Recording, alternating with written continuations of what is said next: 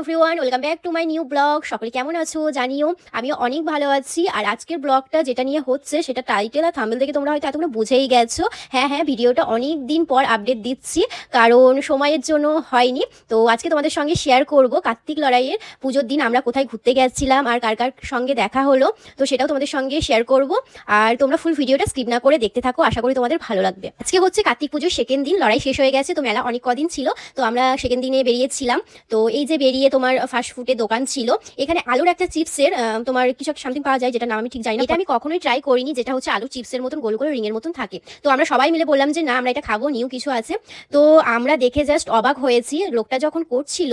এই যে দেখো, তোমরা দেখতে পাবে আলুটা কিন্তু সম্পূর্ণ পচা। তো পচাটা আমরা যখন বললাম যে এই যে এটার মধ্যে পোকা বা নোংরা আছে, সেটা আপনি কেন করছেন বা কাস্টমারকে কেন দিচ্ছেন, এটা তো পেট খারাপ করবে বা শরীর খারাপ করতে পারে। তো উনি কোনো কথাটা রিপ্লাই দেয়নি। তো তারপর ওই তেলে তোমার ফ্রাই করে ভেজে এই যে সবাইকে দিচ্ছিল। তো এটা কিন্তু খুবই খারাপ। উনি যে এরকম করছেন, যারা দেখছেন না তারা তো খেয়ে নিচ্ছেন। আমরা নিজের চোখে দেখলাম বলে এই ভিডিওটা আমি করে রেখেছিলাম, যেন পরে কাউরি মানে এরকম দেখলে কেউ যেন না খায়, তার শরীর খারাপও করতে পারে। আমি যখন ভিডিওটা করছিলাম উনি কিন্তু দেখেও ছিলেন আর মানাও করছিলেন, তবুও আমি কিন্তু ভিডিওটা করে রেখেছি। আর এইদিকে ওনার কাছে আমরা মোমো নিয়েছিলাম, চিকেন মোমো 3 প্লেট। তো এত বাজে আর এত জঘন্য করেছিল, মনে হয় আমি কোনোদিনও খাইনি এরকম চিকেন মোমো। তো যেই ভেতরের যেই পুরটা ছিল, একদম মাংসটা মনে হয় 1 সপ্তাহ আগের বা 1 সপ্তাহ করে পারচেস করে রেখেছিল। তো সেটা গরম করে করে দিচ্ছিল, এরকমই মনে হলো। অনেক দিনকার মানে চিকেনটা দেখলেই তোমরা বুঝতে পারবে। আর এত বাজে স্যুপটা খেতে মুখে দেওয়া যাচ্ছে না।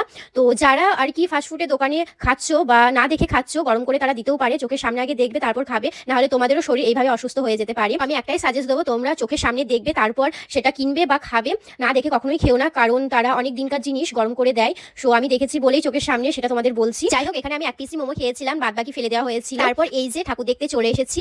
এটা স্টেশনে, তোমার কাটোয়া স্টেশনের অপোজিটে এই প্যান্ডেলটা হয়েছিল। তো প্যান্ডেলটা খুবই সুন্দর, ব্লু আর তোমার ইয়েলো, তার সঙ্গে সিলভারের কম্বিনেশনের একটা প্যান্ডেল হয়েছিল, খুবই সুন্দর ডিজাইনটা।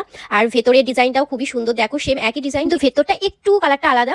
তোমার এটা হচ্ছে ওটা বাইরেটা ছিল ইয়েলো কালার আর এটা হচ্ছে অরেঞ্জ কালার। তো লাইটিং এ অরেঞ্জই লাগছে, এবার আমি ঠিক বুঝতে পারছি না। তো এখানে একটা কার্তিক ঠাকুর আছে সুন্দর, আর প্যান্ডেলটা আমি ঘুরিয়ে ঘুরিয়ে একটু দেখাচ্ছি, সেম এরকম হয়েছে। আর সামনে একটা সুন্দর গেট আছে, তো দেখতে খুবই সুন্দর লাগছে। এত সুন্দর প্যান্ডেলে ছবি তুলবো না, ভিডিও করবো না, এটা কি কখনো হয় আর মানা যায়? দেরি না করে ঝটপট ভিডিও করে নিচ্ছিলাম এত সুন্দর প্যান্ডেলের সামনে, কারণ নেক্সট প্যান্ডেলগুলো দেখতে হবে, লাইটিংগুলো বাকি আছে।